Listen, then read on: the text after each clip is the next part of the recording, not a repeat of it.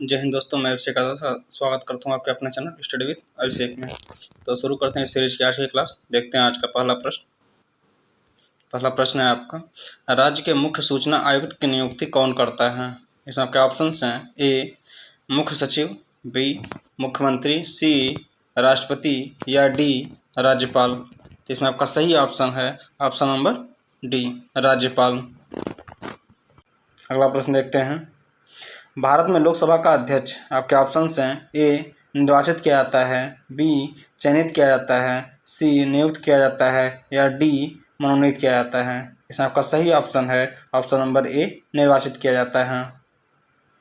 अगला प्रश्न देखते हैं, भारतीय संविधान का निम्न अनुच्छेद लोक सेवा आयोग से संबंधित है। इसमें आपके ऑप्शंस हैं ए अनुच्छेद 325, बी अनुच्छेद 226, सी अनुच्छेद 105 या डी अनुच्छेद 315।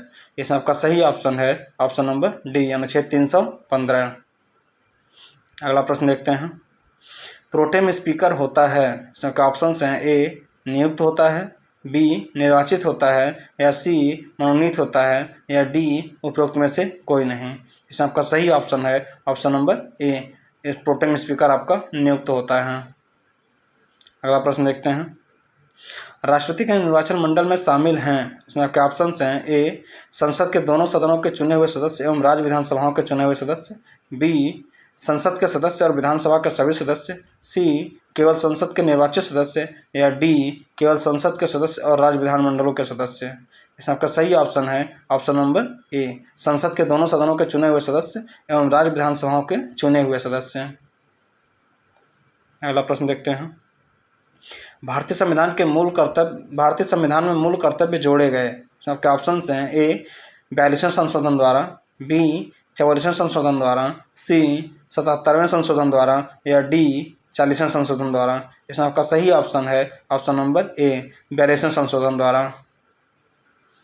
अगला प्रश्न देखते हैं, निम्न में से किस व्यवस्था की विशेषताओं को भारत के संविधान में सम्मिलित किया गया? सबके ऑप्शंस हैं ए संघीय व्यवस्था की विशेषताएं, बी एकात्मक व्यवस्था की विशेषताएं, सी संघीय व्यवस्था एवं एकात्मक व्यवस्था दोनों की विशेषताएं या डी परिसंघ व्यवस्था की विशेषताएं। इसमें आपका सही ऑप्शन है ऑप्शन नंबर सी संघीय व्यवस्था एवं एकात्मक व्यवस्था दोनों की विशेषताएं भारतीय संविधान में सम्मिलित किया गया।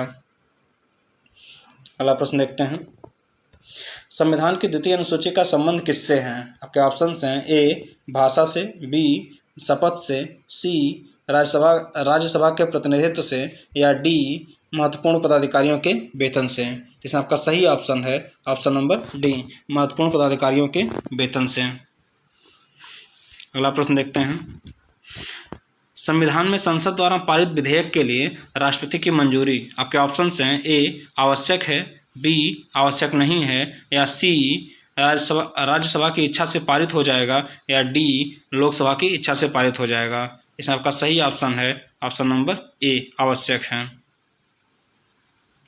अगला प्रश्न देखते हैं, केंद्र राज्य संबंध की समीक्षा हेतु किस आयोग की नियुक्ति की गई थी? इसमें आपके ऑप्शंस हैं ए संथानम आयोग, बी सरकारिया आयोग, सी शाह आयोग या डी ठक्कर आयोग। तो इसमें आपका सही ऑप्शन है ऑप्शन नंबर बी सरकारिया आयोग।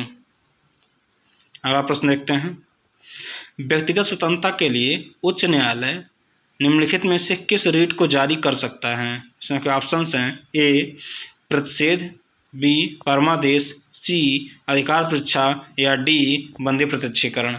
इसमें आपका सही ऑप्शन है ऑप्शन नंबर डी बंदी प्रत्यक्षीकरण।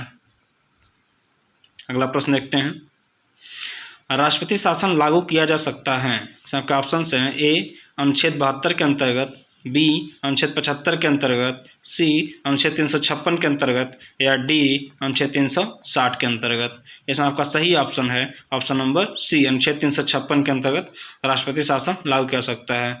और अनुच्छेद 360 में आपका फाइनेंशियल इमरजेंसी यानी वित्तीय आपातकाल, और अनुच्छेद 72 में है आपका जो है दिया गया है राष्ट्रपति की क्षमादान की शक्तियाँ।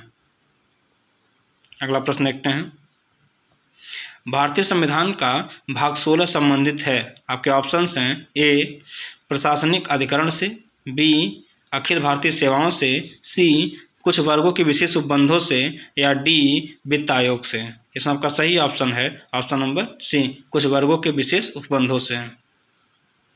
अगला प्रश्न देखते हैं। प्रस्तावना को संविधान की मूल आत्मा की संज्ञा किसने दी?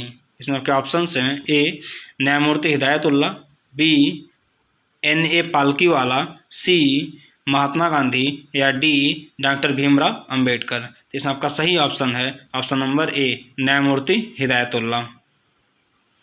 अगला प्रश्न देखते हैं।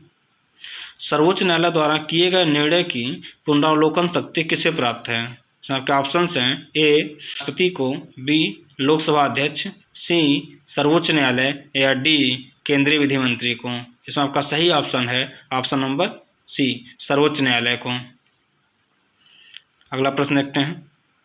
संविधान सभा के सदस्य आपके ऑप्शन हैं ए जनता द्वारा प्रत्यक्ष रूप से निर्वाचित प्रतिनिधि थे, बी जनता द्वारा अप्रत्यक्ष रूप से निर्वाचित प्रतिनिधि थे, या सी कांग्रेस द्वारा नामांकित प्रतिनिधि थे, या डी उपयुक्त सभी। तो इसमें आपका सही ऑप्शन है ऑप्शन नंबर बी जनता द्वारा अप्रत्यक्ष रूप से निर्वाचित प्रतिनिधि थे संविधान सभा के सदस्य। अगला प्रश्न देखते हैं।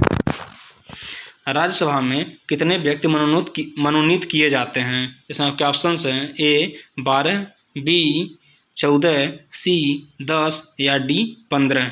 इसमें आपका सही ऑप्शन है ऑप्शन नंबर ए 12 व्यक्ति को मनोनीत किया जाता है राज्यसभा में।